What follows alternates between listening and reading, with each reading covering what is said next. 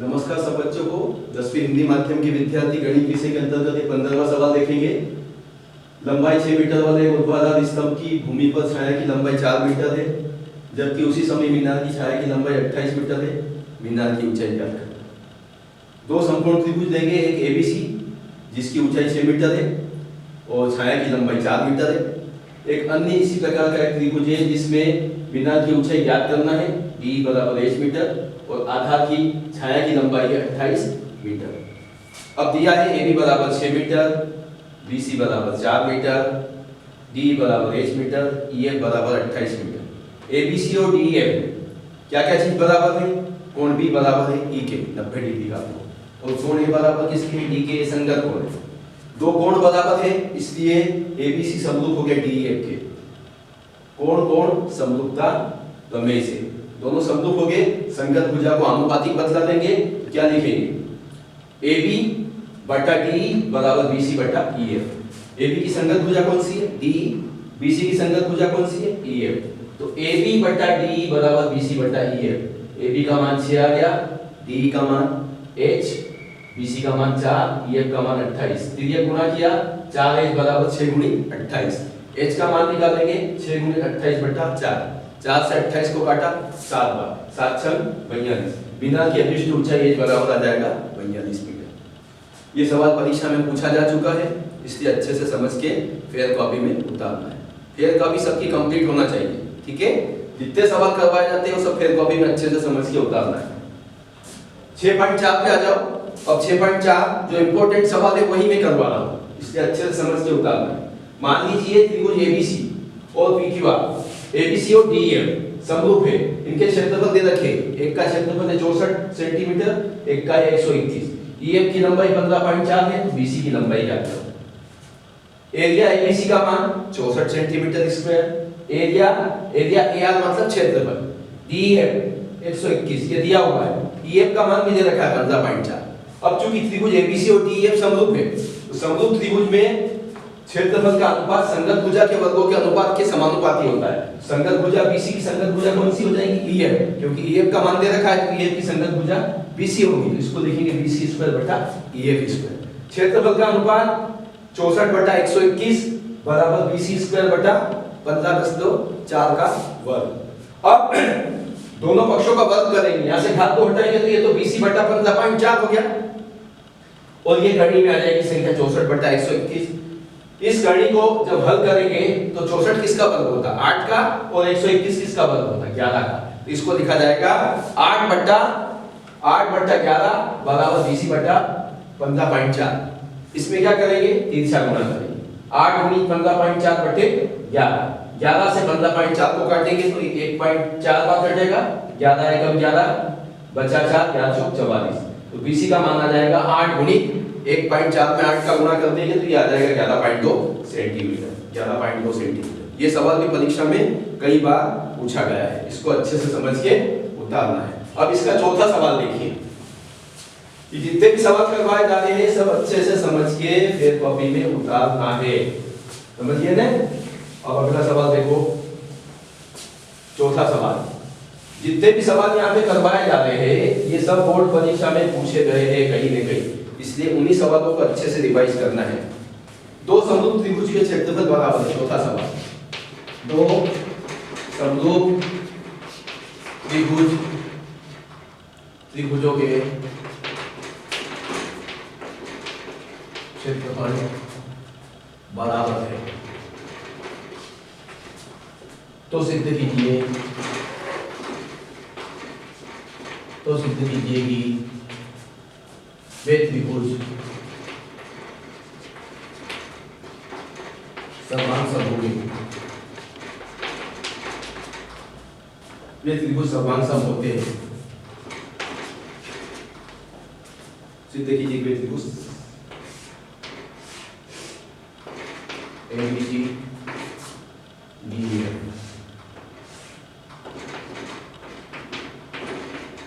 ठीक है,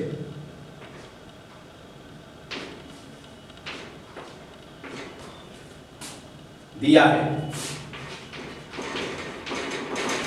क्या दिया है? दो त्रिभुज ABC समरूप है DEF।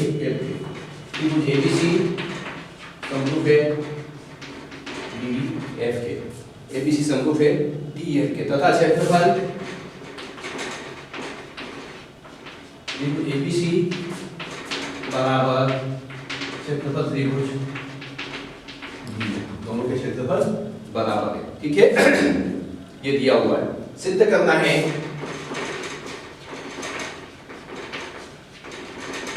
त्रिभुज एबीसी सर्वांग सम है त्रिभुज डीएफ के, एबीसी सर्वांग सम है डीएफ के। उत्पत्ति त्रिभुज एबीसी समरूप है त्रिभुज डीएफ के,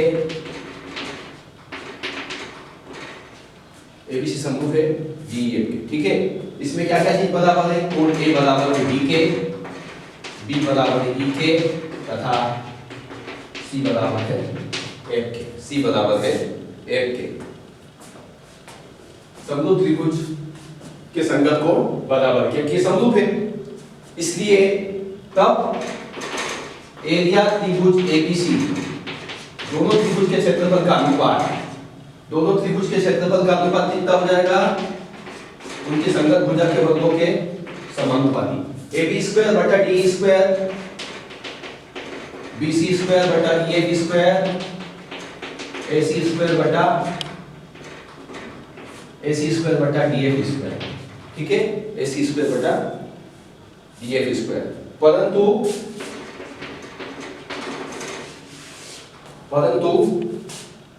एरिया ABC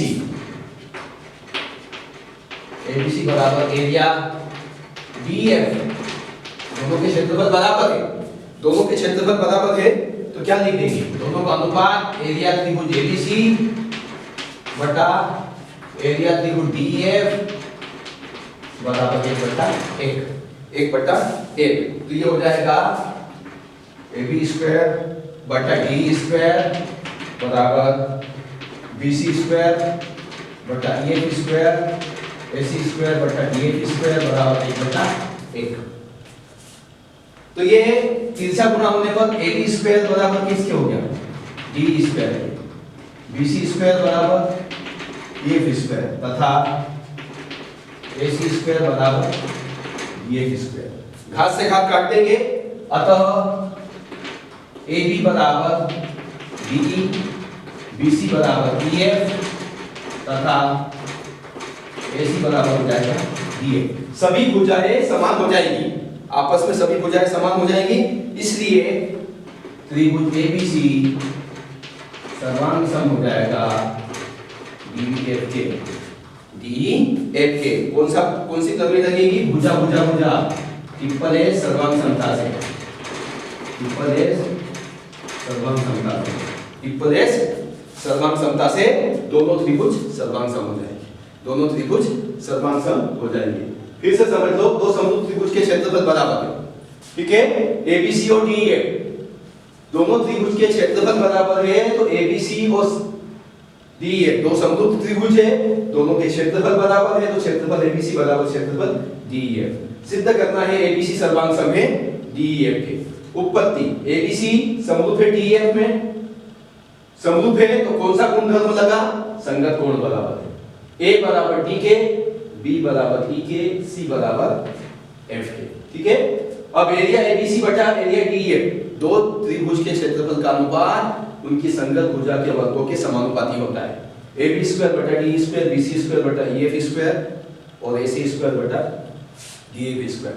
क्षेत्रफल का अनुपात समान है तो उसको 1/1 लिख देंगे। एरिया त्रिभुज ABC बटा एरिया त्रिभुज DEF बराबर 1/1, तो संगत भुजा के वर्गों का अनुपात 1/1 के बराबर हो गया। AB स्क्वायर का मान DE स्क्वायर के बराबर हो जाएगा, BC स्क्वायर का मान EF स्क्वायर के बराबर हो जाएगा और AC स्क्वायर का मान DF स्क्वायर के बराबर। तो सब भुजाएं घात से घात काट देंगे, तो AB बराबर DE, BC बराबर EF तथा AC बराबर DF। ठीक है, सभी संगत भुजाएं समान है, इसलिए त्रिभुज ABC सर्वांग सम है DEF के इति सिद्धम। इस प्रकार सिद्ध हुआ। धन्यवाद।